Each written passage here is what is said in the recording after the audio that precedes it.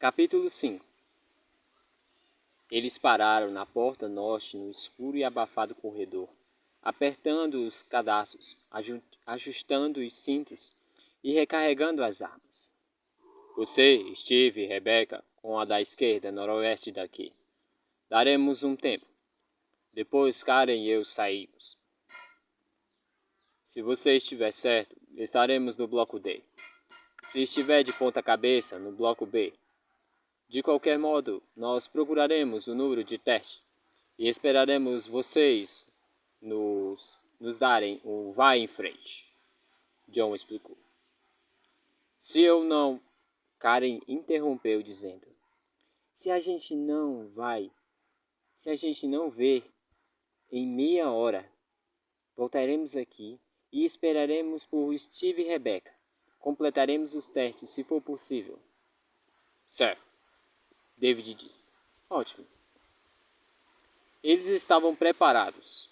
Haviam infinitas variáveis da equação que poderiam tornar o simples plano difícil.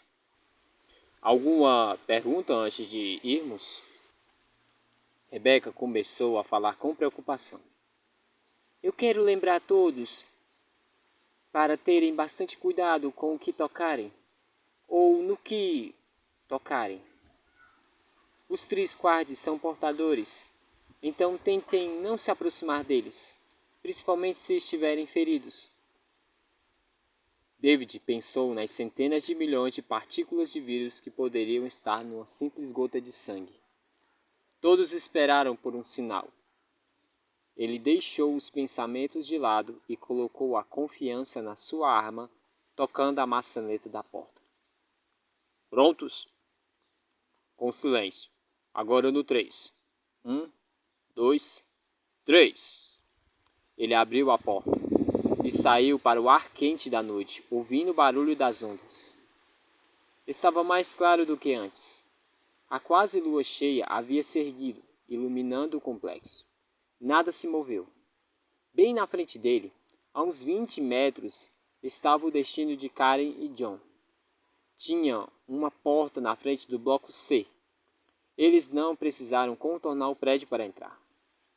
David saiu da porta para a sua esquerda, encostando na fina sombra da parede. Ele podia ver à frente do prédio, que esperava ser o bloco A, alto, pinheiros à esquerda e atrás dele. Havia uma porta no meio dele, e nenhuma proteção ao longo dos 30 e poucos metros que os separavam. Uma vez fora do bloco C, eles estariam totalmente vulneráveis. Ele respirou fundo e correu abaixado para o bloco. Seu corpo esperava por uma rajada de balas, a aguda dor que o levaria para o chão, mas estava silencioso. Os segundos demoraram uma eternidade para a porta ficar mais perto, maior. Então a maçaneta estava sobre seus dedos, sendo girada, enquanto, num sufocante escuridão, virando, viu Rebecca e Steve chegando. David fechou a porta rapidamente e, sem fazer barulhos, sentiu o vazio da sala, a falta de vida, e então o cheiro os atingiu. Era o mesmo cheiro da casa de Barcos, só que 100 vezes mais forte. David conhecia o cheiro. Se deparou com ele numa floresta na América do Sul, num acampamento cultista do Idaho, e no porão da casa de um serial killer. O cheiro de podridão era inexplicável. Quantos haverão aqui? Pensou. O raio de luz rasgou a escuridão e encontrou uma pilha de corpos que tomava conta de um grande depósito. Não havia como ter certeza de quantos corpos estavam lá.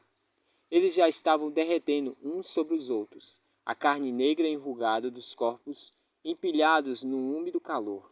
Talvez 15 ou talvez 20. Steve se afastou e vomitou, um grosso som na sala quieta. David procurou o resto da sala. Encontrou uma porta com a letra A escrita em preto.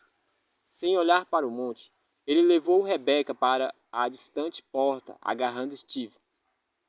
Eles saíram num corredor sem janelas, e tinha um interruptor de luz perto da porta. David o ignorou, por um momento, esperando seus jovens colegas se acalmarem. Parece que os funcionários da Umbrella de Caliban Cove foram encontrados. Karen e John esperavam 1 minuto depois que os outros foram. Abriram a porta o suficiente para ouvir. O ar passou pela abertura. Ao longo do barulho das ondas, mas nenhum tiro, nenhum grito. Karen fechou a porta e olhou para John. Já devem ter entrado. Quer ir na frente ou prefere que eu vá primeiro? As minhas mulheres sempre vão primeiro, ele sussurrou. Isso quando eu vou junto, se é que você me entende. John, só me responda a pergunta. Eu vou. Espere até eu atravessar e depois me siga. Ela se afastou para deixá-lo passar. Assim que ele colocou a mão na maçaneta, respirou fundo e a girou. Nenhum som, nenhum movimento estava lá fora. Segurando sua bereta, ele se afastou do prédio e moveu-se rapidamente para a porta a uns 20 passos à sua frente. Alcançando a porta, tocou a fria tranca de metal. Ela não se moveria. Estava trancada. Sem pânico, ele fez o sinal para Karen esperar e seguiu para a sua direita. Fez a curva seguindo o duro concreto contra o seu ombro esquerdo e a sua coxa. Tinha outra porta bem na sua frente. Ratatatatata. As balas acertaram o chão. John recuou enquanto encostado-se na parede, agarrando a fechadura. Vindo da direção da casa dos barcos, uma fila de 3. John abriu a porta e pulou atrás dela, ouvindo o ping-ping-ping-ping delas, esmagando o metal, parando os centímetros de seu corpo. Ele segurou a porta aberta com os pés, deu uma rápida olhada e mirou no flash de luz, apertando o gatilho enquanto pedaços de concreto e poeira vinham da parede. Outra olhada e a fila estava mais perto. Os 3 figuras ganhando forma. John atirou novamente pelo espaço da porta e quando olhou de novo, só havia 2 em pé. John virou e viu mais 2 a uns 3 metros no canto nordeste do prédio, ambos com metralhadoras. Mas não se mexeram para atirar.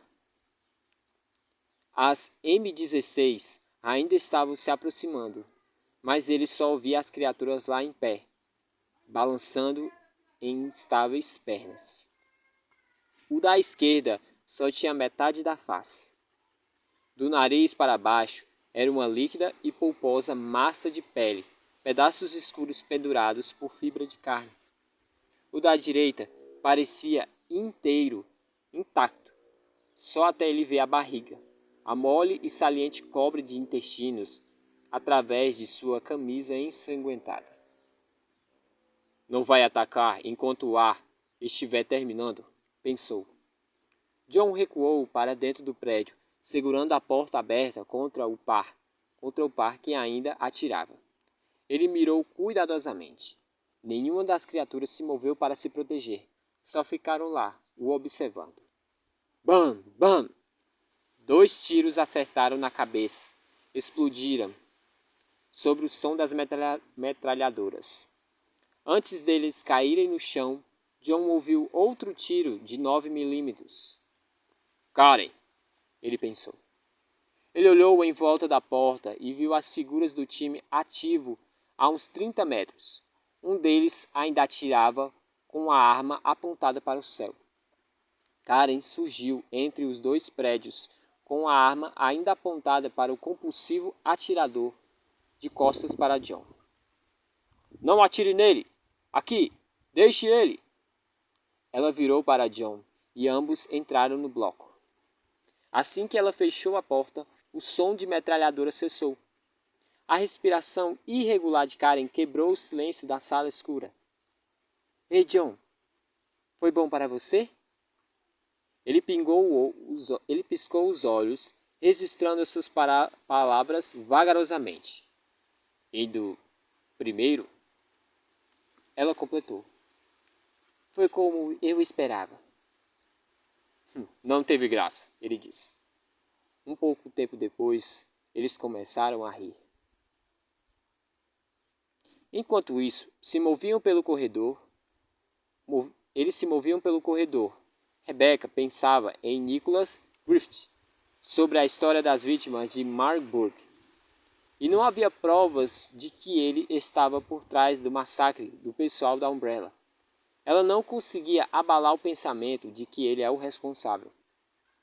O corredor os levou através de várias salas, tão sem vida quanto as do bloco do qual vieram.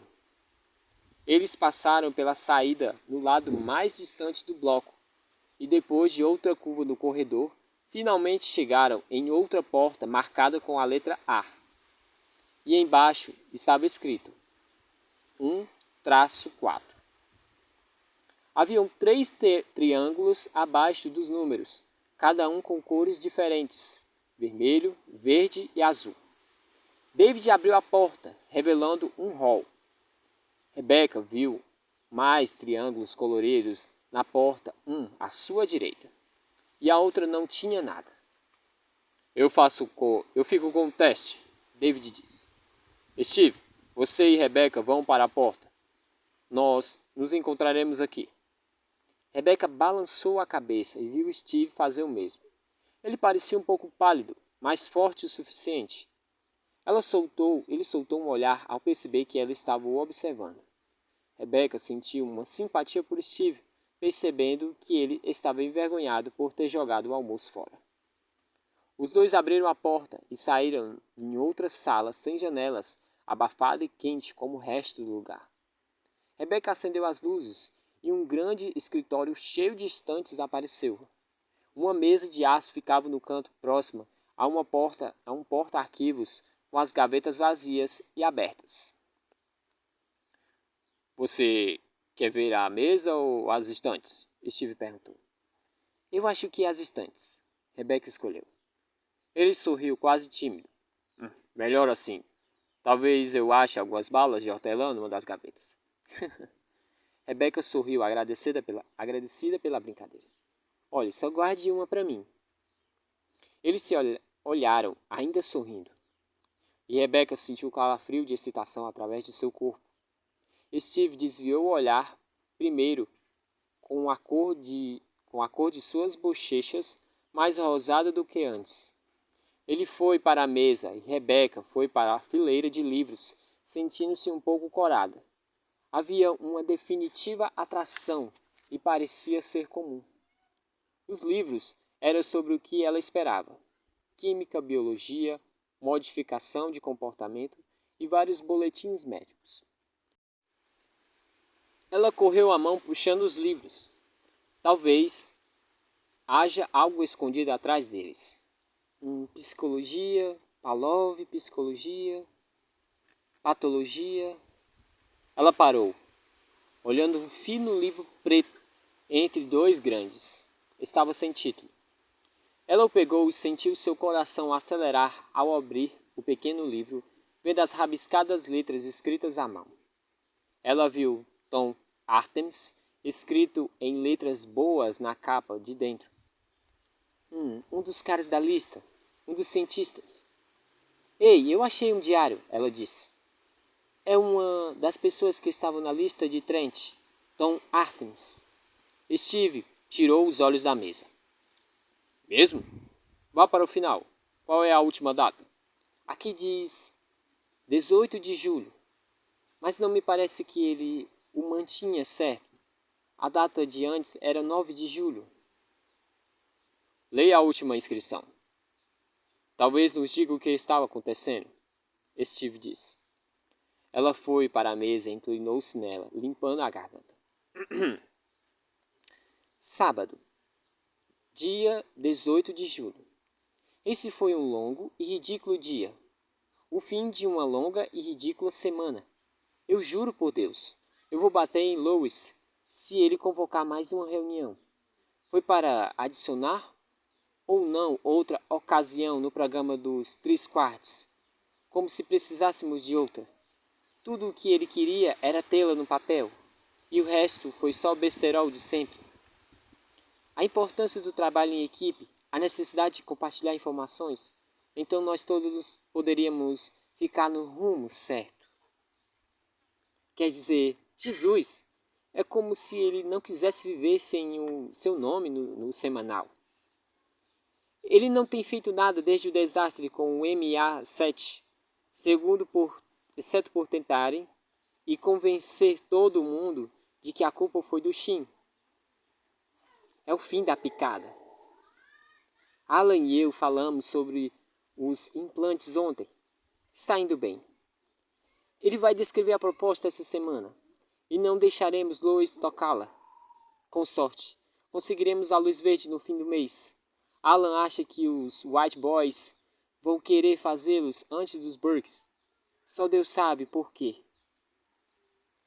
Não dá o B, os Burks, não dá a mínima para o que fizemos aqui. Ele está longe de ser brilhante de novo. Eu tenho que admitir. Eu quero saber qual será a sua próxima síntese. Talvez nós deveríamos malhar alguns dos nossos 3/4. Houve um pequeno susto no bloco D na quarta-feira, na sala 101. Alguém deixou o refrigerador aberto e Kim jurou que estava faltando alguns produtos químicos. Estou começando a achar que ela errou na contagem de novo. É difícil de acreditar que ela estava encarregada do processo de infecção. Ela é negligente para cuidar do equipamento. Eu estou surpreso por ela não ter infectado o complexo inteiro. Deus sabe o que há de bastante para isso. Eu mesmo deveria conferir o bloco D para ter certeza de que está tudo pronto para amanhã. O Griffith tem pedido para observar o processo. Primeira vez que ele se interessou pelo que estamos fazendo. Eu sei que é idiota, mas eu ainda quero que ele seja impressionado. Ele é tão brilhante quanto Birkin, em seu próprio modo pavoroso. Eu acho que ele está Eu acho que ele até intima Luz. E Luz é geralmente burro demais para isso. Mais tarde, o resto das páginas estavam em branco. Rebecca olhou para Steve, incerto sobre o que fazer. Sua mente trabalhando para juntar os pedaços de informações relevantes. Havia algo lá que a incomodava. Elementos químicos faltando, processo de infecção, o brilhante e pavoroso Dr. Griffith. Agora ela não tinha mais dúvida de que Griffith matou a todos. Mas não foi o que a fez dizer em voz alta. Foi o bloco D, Steve disse. Se nós estamos no bloco A, Karen e John estão no bloco D. Onde há tem vírus suficiente para infectar o complexo inteiro. Onde o processo de infecção começou. Nós devemos contar isso para o David, Rebecca disse. Steve concordou. Eles foram para a porta. Rebecca esperando que John e Karen não achassem a sala 101. E se achassem, não tocassem nada. A sala de testes era grande. 3 das portas marcadas com linha formando 3 cubículos. Acendendo a luz, ele viu que os testes estavam claramente numerados e marcados com cores, os símbolos pintados no chão de cimento, em frente de cada um. Todos os testes da série vermelha estavam à sua esquerda, mais perto da porta. Ele viu os blocos brilhantes e coloridos, simples figuras na mesa em cada cubículo que passou, indo para o fundo da sala. A série verde estava demarcada na parede oposta. Ele a ignorou completamente. A parede de trás era marcada com triângulos azuis. O teste número 4 ficava no distante canto direito. Aproximando-se do fundo da sala, ele viu um fraco ruído de força vindo da área azul. Havia um pequeno computador de mesa de teste com o número 2, um teclado e um fone na do número 3. Como prometido, as séries estavam ativadas. Ele parou na frente do último cubículo, voltando sua atenção para a tarefa. Ele não estava certo sobre o que veria, mas o tipo de teste o surpreendeu.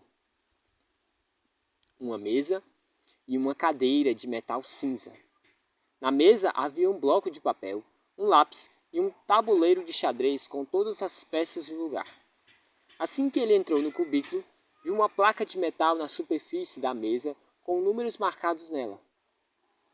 David sentou na cadeira olhando para os números. 9, 22, 3, barra. 14, 26, 9, 16, 8, barra. 7, 19, 22, barra. 8, 11, 12, 7. Olhou para o tabuleiro e então de volta para os números. Nada mais para ver. Isso era tudo. Ele ordenou rapidamente as dicas da mensagem de Amon, imaginando qual seria a resposta. Eram letras e números ao contrário ou não conte. Não parecia ser nada relacionado com o tempo ou arco-íris. Tinha de ser um dos dois. Se as linhas estão na mesma ordem que os testes, este é a letra e os números ao contrário. Mas que letras? Não tem nenhuma. David sorriu de repente, sacudindo a cabeça. Os números da placa não são números maiores que 26. Era um código e bem simples. Ele pegou o lápis, escreveu o alfabeto e numerou as letras de frente para sua frente.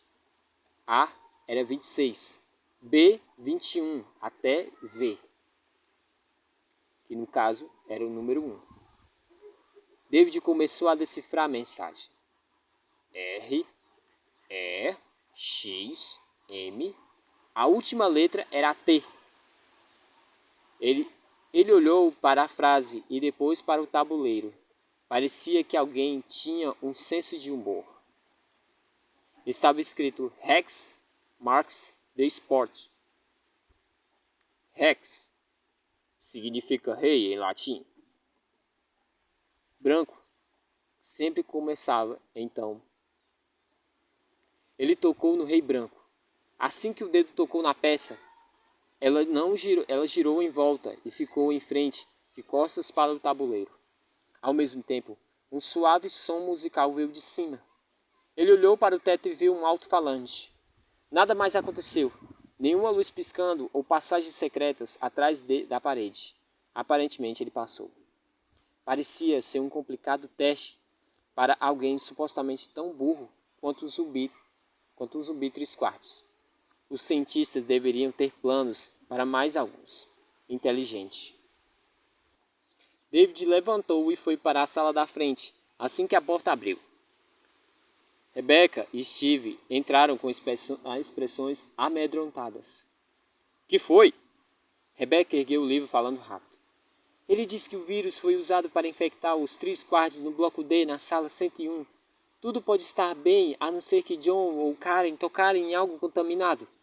Foi o bastante. Vamos! Eles correram pelo caminho, o qual vieram em direção à saída. Eles estavam no iluminado corredor do centro do bloco D, silenciosamente escuro pelo som com os quais os diria sobre a chegada de David. De lá eles foram capazes de escutar uma das 3 portas externas sendo usadas. Depois de vasculharem o prédio e achando a sala de testes, ela e John liberaram todas as portas da saída. Karen olhou o relógio e esfregou os olhos, sentindo-se cansada por tudo o que aconteceu naquela noite e ainda enjoada pelo que acharam na sala 101. Até John estava mais quieto do que o normal. Ele não fez piada desde que voltaram para esperar.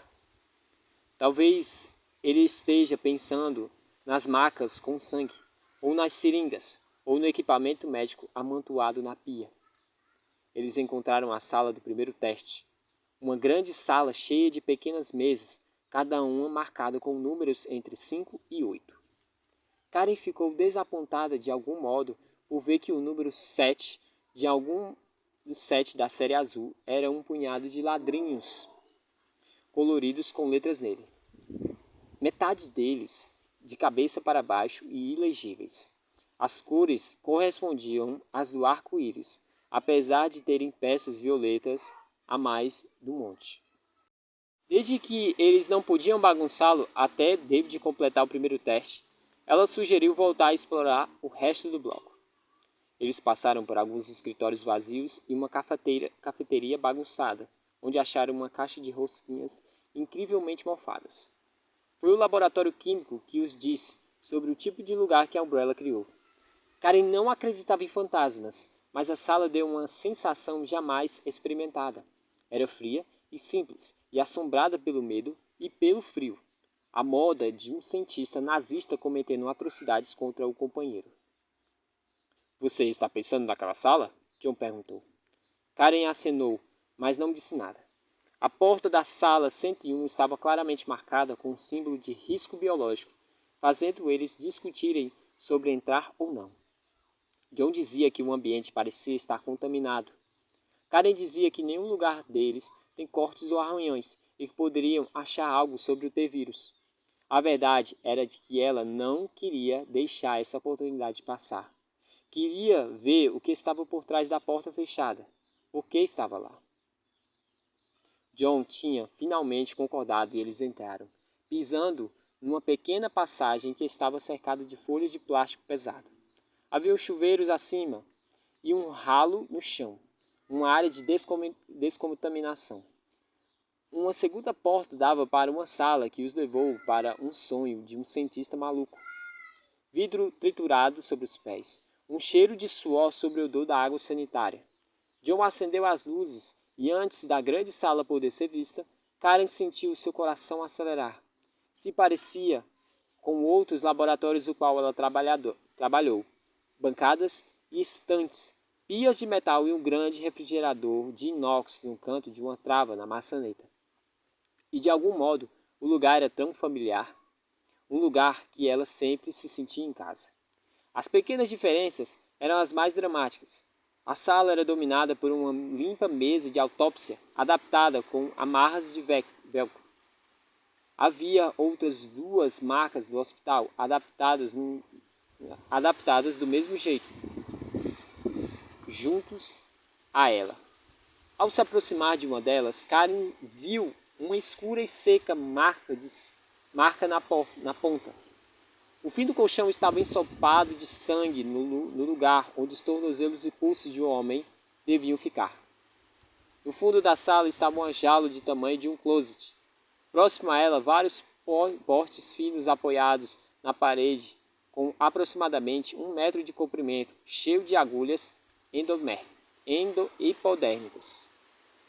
Esses são todos os instrumentos usados para dopar animais selvagens. Karen olhou para a maca, tocando levemente a seca mancha, imaginando que tipo de pessoa participou de um experimento como aquele. A mancha seca de sangue era velha e empoeirada, fazendo-a pensar sobre como as vítimas sofreram esperando na jaula, provavelmente observando alguns homens de luva injetando vírus. Um vírus mutante em um ser humano amarrado. O olho de Karen coçou, tirando sua concentração dos terríveis pensamentos, trazendo de volta para o presente. Ela o esfregou e depois olhou no relógio de novo. Se passaram apenas 20 minutos desde que o time se separou. O som de uma das portas foi ouvido, seguido por um grito de David através do corredor. Ele veio na entrada oeste. Karen, John! John olhou para ela, que sentiu uma onda de alívio. David estava bem. Aqui, continue andando, John respondeu. Vire à direita. David apareceu dentro de alguns segundos, sua face coberta de preocupação. Está tudo bem. Karen começou a perguntar, mas foi interrompida por David. Vocês já acharam a sala 101? Sim, mas no oposto de onde você veio. John disse sorridente. Algum de vocês tocou em algo? Vocês têm cortes ou ferimentos que podem ter entrado em contato com alguma coisa? David falou rápido. Nós achamos apenas um diário, dizendo que a sala era usada para infectar 3 quartos. John sorriu de novo. Sério? Nós descobrimos isso há uns 2 segundos. Karen ergueu as mãos para David ao vê-la. Nenhum arranhão. David exalou forte. Graças a Deus. Eu estava pensando no pior vindo para cá. Nós achamos os cientistas no bloco A. Almon estava certo, ele os matou, e o nosso ele agora tem um nome. Rebecca estava certa de que é Nicholas Griffith. Ele foi o cara que ela reconheceu da lista de Trent. Ele tem uma história e tanto. Ela te conta quando nós nos reagruparmos. Caramba! Caramba, David. Eu não sabia que você se preocuparia. Ou você acharia que nós seríamos burros o bastante para nos separarmos, espetarmos com agulhas sujas num lugar como esse? David riu. Por favor, aceite as minhas sinceras desculpas. Onde está Steve e Rebecca? Karen perguntou. Provavelmente na sala da área de testes. Eu os vi entrando no bloco B antes de vir para cá. Vocês já acharam o teste? 7. Por aqui. John disse assim que eles caminhavam pelo corredor. Ele começou a contar a luta que tiveram contra os Trisquarts. Karen seguiu, esfregando a chata coceira em seu olho direito. Ela deve ter irritado de tantas cutucadas. Parecia estar piorando, e para completar, sentiu uma dor de cabeça chegando. Ela nunca teve dores de cabeça, a não ser se tivesse algo. O mergulho no mar deve ter dado uma refrescada, resfriado ela, e a pulsação na cabeça não será piedosa.